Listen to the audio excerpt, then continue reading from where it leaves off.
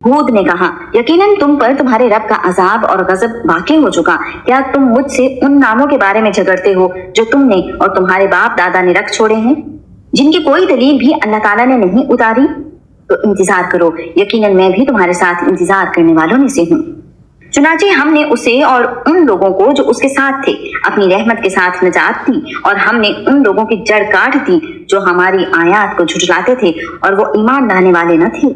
और समूद की तरफ उनके भाई साले को भेजा। उसने कहा, ए मेरी कौम, अल्लाह ताला की इबादत करो, उसके सिवा तुम्हारा कोई माबूद नहीं। यकीनन तुम्हारे पास तुम्हारे रब की वाज़ेह दलील आ चुकी, ये अल्लाह ताला की ऊंचनी तुम्हारे लिए निशानी है। चुनाचे इसको छोड़े रखना कि अल्लाह ताला की जमीन में खाती रहे, और इसको बुरी नीयत से हाथ ना लगाना, वरना तुम्हें एक दर्दनाक अजाब पकड़ लेगा। और याद करो जब अल्लाह ताला ने तुम्हें आद के बाद जानशीन बनाया और तुम्हें जमीन में ठिकाना दिया, तुम उसके मैदानों में महल्लात बनाते हो और पहाड़ों को तराश कर घर बनाते हो। चुनाचे अल्लाह ताला के एहसानात को याद करो और जमीन में फसाद करते हुए दंगा ना मचाओ।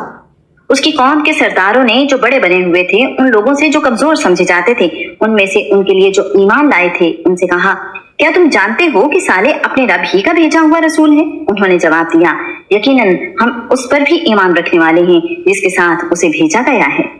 उन लोगों ने कहा जो बड़े हुए थे, बिलाशुबा जिस पर तुम ईमान लाए हो हम उसका इनकार करने वाले हैं। चुनाचे उन्होंने ऊंटनी की टांगे काट डाली और अपने रब के हुक्म से सरकश हुए, और उन्होंने कहा, ऐ साले, अगर तुम बाकी रसूलों में से हो तो हम पर ले आओ जिसकी तुम हमें धमकी देते हो। तो उन्हें जलजले ने आ पकड़ा, तो उन्होंने इस हाल में सुबह की कि वो अपने घरों में गिरे पड़े थे। तो साले ने उनसे मुंह फेर लिया और कहा, ए मेरी कौम, मैंने तो अपने रब का पैगाम तुम्हें पहुंचा दिया और मैंने तुम्हारी खैर खाही की थी, मगर तुम खैर खाहों से मोहब्बत नहीं करते। और लूत को भेजा जब उसने अपनी कौम से कहा, क्या तुम बेहयाई का वो काम करते हो जो तुमसे पहले जहानों में किसी ने नहीं किया?